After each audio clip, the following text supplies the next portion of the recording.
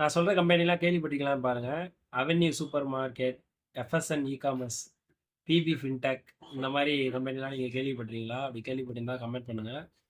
ஏன் சொல்றேன்னா, நிறைய கம்பெனி வந்து நமக்கு தெரிஞ்ச கம்பெனியா இருக்கும். ஆனா வந்து ஷேர் மார்க்கெட்ல லிஸ்ட் ஆயிருக்கிற நேம் வந்து டிஃபரெண்டா இருக்கும். அந்த மாதிரி கம்பெனி என்னென்னு தெரிஞ்சுக்கலாம் வாங்க.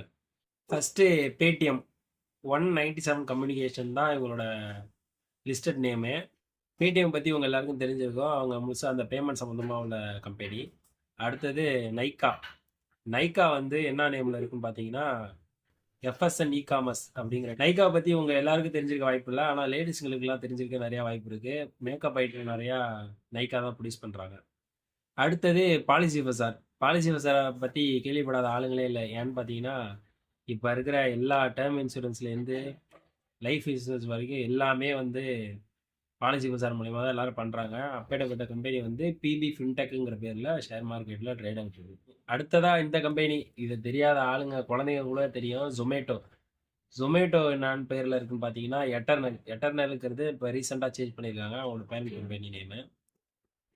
இது எதுன்னு எல்லாருக்குமே தெரிஞ்சிருக்கும், நான் சொல்லவே தேவையில்லை. அடுத்தது டிமார்ட். டிமார்ட் என்ன பேரில் இருக்குன்னு பார்த்தீங்கன்னா அவென்யூ சூப்பர் மார்க்கெட் அப்படிங்கிற பேரில் வந்து ஷேர் மார்க்கெட்டில் ஒழிஞ்சிருக்குது. அதை பார்த்தீங்கன்னா உங்களுக்கே தெரியும்.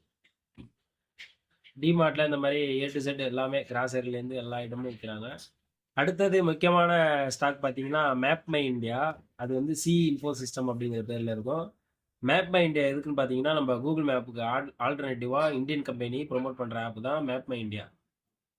இது முக்கியமான ஸ்டாக்காக பார்க்குறேன், ஆனால் இது வரைக்கும் அதை பற்றி பெருசாக ரிசர்ச் பண்ணல. அப்படி உங்களுக்கு தெரிஞ்சிருந்தா டீட்டெயில்ஸு கமெண்ட் பண்ணுங்கள். அடுத்தது ஜியோ. ஜியோ ஷேர் மார்க்கெட்டில் இருக்குன்னு கேட்டிங்கன்னா இருக்குது, ஆனால் இல்லை. அது எப்படா இல்லை அப்படின்னு பார்த்தீங்கன்னா ஜியோ வந்து டைரெக்டாக ஷேர் மார்க்கெட்டில் லிஸ்ட் ஆகல. அது வந்து ரிலையன்ஸோட அம்பர்லாக்குள்ளே இருக்குது அந்த கம்பெனி. Okay, thank you.